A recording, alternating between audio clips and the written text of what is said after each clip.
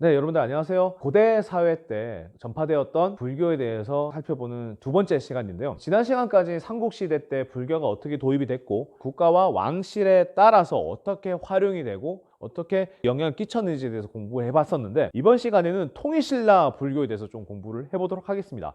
지난 시간 끄트머리에 선생님 말씀드렸던 것처럼 사상적 이해가 수준이 심화가 되고 불교 대중화 노력이 활발해졌는데, 그것은 여러 스님들의 노력에 의해서 진행이 됐던 부분이 있었습니다. 그러니까 이제는 불교가 좀 더 철학적이고 종교적으로 깊이가 있어지게 됐다는 겁니다. 인 통일신라에서요. 그럼에도 불구하고 당시 사회를 반영하고 있기 때문에, 당시 사회 분위기와 배경에 영향을 받고 있기 때문에 그 부분을 따로 빼놓고 얘기할 수는 없어요. 일단 어떤 스님이 있는지 먼저 살펴보고 그 얘기를 계속 해보겠습니다. 이때는 딱 여러 전쟁, 그게 삼국시대의 그 종지부를 찍는 통일전쟁이 막 끝나고 그 뒤의 얘기입니다. 전쟁은 어때요? 전상자가 생기고 그 사람들을 또 잃었던 여러 가족들이 있고, 그리고 국가적으로도 당시에 삼국시대를 이제 통일을 했으니까 고구려, 백제 유민들까지 껴안아야 되는 그런 사회적인 분위기가 있었다는 것이죠.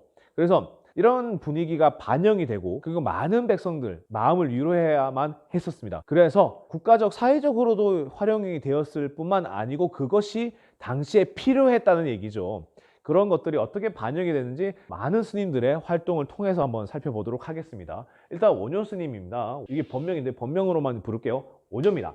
일심사상이라는 것을 얘기하셨는데요. 일심사상이라는 것은 제가 불교도가 아니기 때문에 교과서나 간략한 내용만 설명을 드린다면, 일심사상이라는 것은 모든 것은 한마음에서부터 나온다라는 것입니다. 이 부분은 역사적 팩트는 아니라고 하는데, 해골물 사건 아시죠? 이때도 의상스님하고 같이 이제 당나라 유학을 가고 있는, 이건 팩트는 아닙니다. 근데 이제 배경을 알 수는 있는 거예요. 당나라로 유학을 떠나셨는데 가는 길이 너무 길어서 잠을 집에서 못 주무시고 여관에서 못 주무시고 이제 동굴에서 주무시게 된 거죠. 근데 목이 너무 말라서, 내 목이 너무 말라 냉장고 문을 열어보니, 뭐 이건 아니겠지만 주변을 이제 찾아보니까 오독오독하니까 잘 안 보이잖아요. 근데 멀리서 바가지가 있고 거기 물이 있었다는 겁니다. 그래서 마시니까 막 너무 시원했다는 거예요. 그래서 이 단잠을 주무셨는데 아침에 일어나 보니까 이게 바로 해골물의 썩은 물이었다는 거죠. 그래서 갑자기 자기도 모르게 그렇게 달게 마셨던 물을 토하신 거예요. 근데 이제 깨달음을 얻으신 거죠. 아, 이게 내가 보는 사물들은 다 똑같은데 내 마음에 따라서 내가 바뀌고 보이는 것도 달라지는구나, 행동도 달라지는구나. 그래서 모든 것은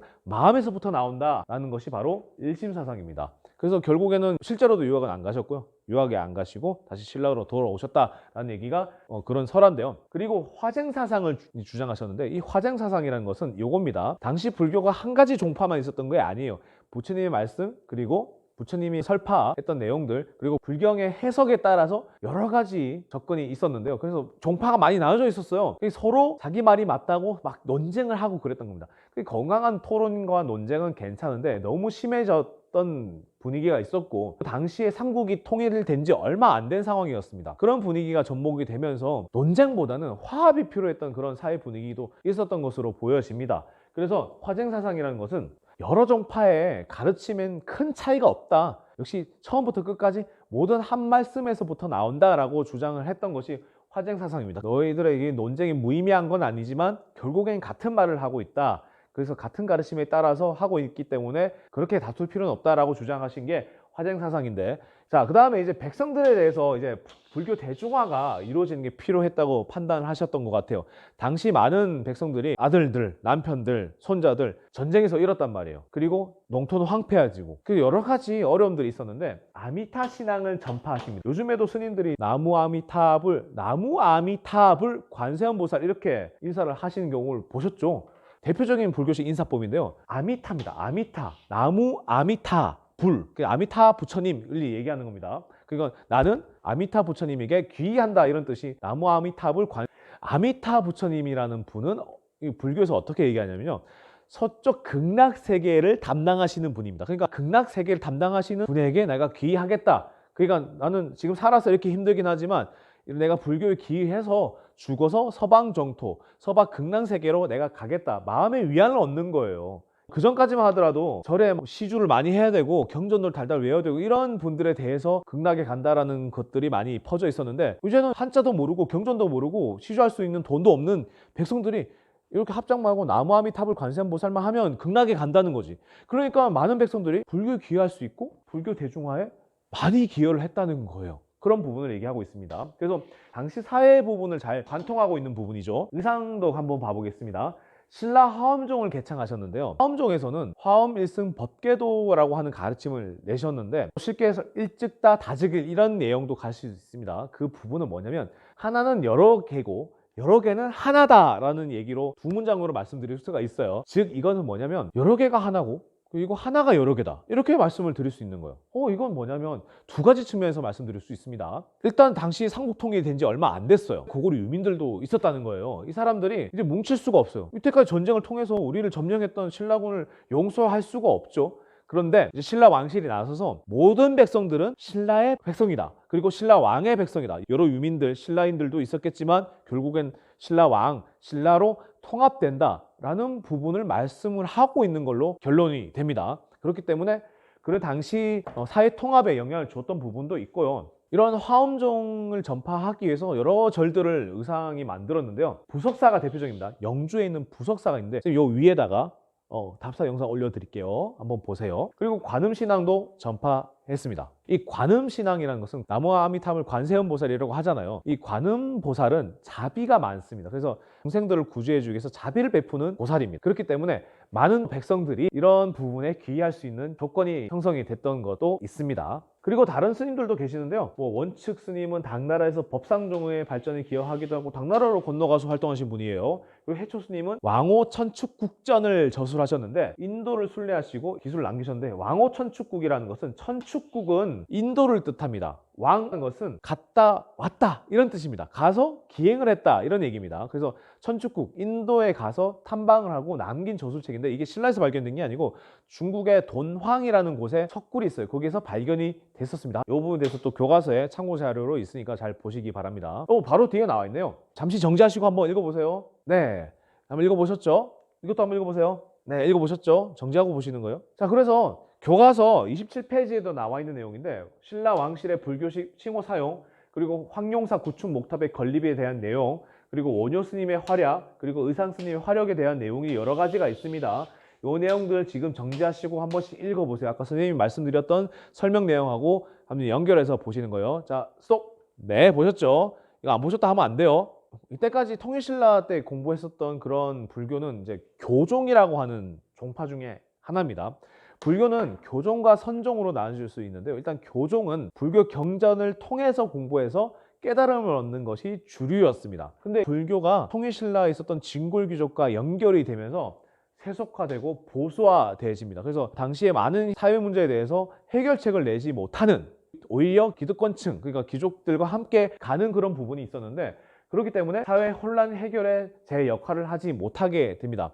그래서 당시 진골귀족과 혼탁해진 정치에 대해서 사회에 대해서 목소리를 내는 것들이 필요했는데요. 이것이 바로 선종입니다. 선종은 아까 교종이 경전을 통해서 깨달음을 얻는다고 그랬잖아요. 선종은 개인의 수행을 통해서 깨달음을 얻는 것을 더욱더 중시했습니다. 물론 둘 다 경전이나 수행을 모두 부정했다 이런 부분이 아니고요.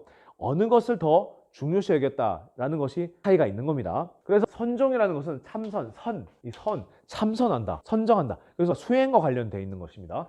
참선 수행을 통한 깨달음을 중시하는 선정이 확산됐는데 이것은 경전은 뭔가 통일이 돼 있잖아요. 그래서 이것은 중앙으로 모일 수밖에 없는 그런 분위기가 있는데 개인이 어떻게 수행했냐에 따라서 어떻게 느꼈냐에 따라서 깨달음이 다를 수밖에 없는데 그래서 이건 독자적으로 나눠질 수 있는 분위기가 있습니다. 그래서 교종과 선종은 분위기가 좀 다르다고 말씀을 드릴 수 있어요. 그리고 이미 교종은 당시 중앙 귀족들하고 연결이 많이 돼 있었는데 이 선종은 지방에 여러 흩어져 있던 독자적 세력들하고 연결이 되는 부분이 좀 있습니다. 그래서 참선 수행을 통한 깨달음을 중시하는 선종이 확산이 돼서 독자적 세력을 유지하고 있었던 호족들의 호응을 많이 받을 수 있었고요. 이 호족들이 많이 지원을 해줍니다. 그래서 지역에 이런 선종을 바탕으로 하는 사찰이 건립이 돼요. 그래서 구산선문이라서 대표적인 선종의 9개의 절들이 지방에 만들어집니다. 그래서 지방 문화의 발달에 기여하기도 합니다. 그래서 불교가 많이 전해졌다는 것은 지방에 문화가 많이 전파가 됐다는 얘기하고 같은 거예요. 교종은 사회적으로 이런 제 역할을 하지 못하고 있는 상황이었잖아요.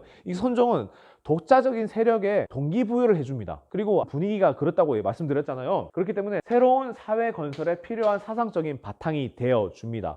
나중에 후삼국을 통일하는 태조 왕건도 자신이 이런 후삼국을 통일하는 과정에서 선종 스님의 많은 도움을 받긴 해요. 이제 통일신라 때 교종과 선종에 대해서 공부를 해봤다면 발해 불교는 좀 어땠는지 살펴볼 필요도 있겠죠. 간단합니다. 발해 불교는 일반적으로 불교가 어떻게 도입됐는지에 대해서 공부한 거하고 큰 차이는 없어요. 왕실과 귀족 중심으로 유행을 했고요. 왕실의 권위를 뒷받침한다고 되어 있습니다. 말 그대로 전륜성왕의 관념을 활용하긴 했는데, 전륜성왕의 관념에 대해서는 지난 시간에 여기 띄워드릴게요. 지난 시간에 말씀을 드렸었죠. 그리고 많은 사찰을 건립했고 당나라의 영향을 받았을 뿐만 아니고 당시 그 지역에 남아 있었던 고구려의 불교의 영향도 많이 받습니다. 그리고 통일신라 때 스님들이 많이 당나라 유학을 갔던 거 마찬가지로 승려들이 당나라의 유학을 많이 가기도 했었습니다. 그래서 아까 말씀드렸던 구산선문이 있는데요. 강릉에도 있어요. 정선에 가까운 강릉에도 사굴산에 굴산사라고 해서 있어요. 각 지역에 있죠. 그러니까 경주에 있는 게 아니라 각 지역에 있습니다. 이렇게 독자적인 세력의 호족들의 많은 지원을 받았다는 거하고 연결되어 있습니다. 그리고 당시에 만들어졌던 이런 선사탑인데요. 이 부도라고 하는데, 이거는 뭐냐면 교정 같은 경우에는 스님들의 스승님들도 계시겠지만 경전을 공부하고 자기 독학을 또 할 수가 있는 것이겠죠. 근데 선종은 스승님이 되시는 스님한테 많은 가르침을 받게 돼요. 그래서 지도자가 되는 스님들, 스승이 되는 스님을 기리기 위해서 무덤을 만듭니다. 발해 석등이 굉장히 커요. 사람이 이만하다면 석등이 굉장히 큽니다. 그리고 발해의 대표적인 불교 유물이라고 한다면 이불병자상인데요. 이불병자 누가 해도 아니야. 자, 이불병자상은 뭐냐면 이불 부처님이 2개, 그리고 병렬 뭔지 아시죠? 과학 시간에 배우죠. 직렬과 병렬. 직렬은 이렇게 연달아서 연결되어 있는 거, 병렬은 이렇게 나란히 있는 거죠. 그래서 나란히 부처님이 앉아 있는 상을 얘기하는 겁니다. 이게 발해 지역에서 발견이 됐습니다. 그리고 부처님의 나라를 기원하기 위해서 꿈꾸는 사람들이 경주 남산이라고는 굉장히 이제 불교적으로 신성화되는 지역이 있는데요. 이 지역에 수많은 불상들을 만들어 놓는데 대표적인 게 경주 남산 칠불암 마해불상군이라고 하는 겁니다. 그래서 여러 부처님들이 만들어져 있죠. 이게 바로 당시 통일신라 때 사람들이 어떤 마음을 가지고 있었냐를 대변하고 있기도 합니다. 이게 한 수백 개나 있어요. 뭐 큰 것도 있고 작은 것도 있고요. 그리고 너무나도 잘 아는 경주 석굴암 본존상이 있습니다.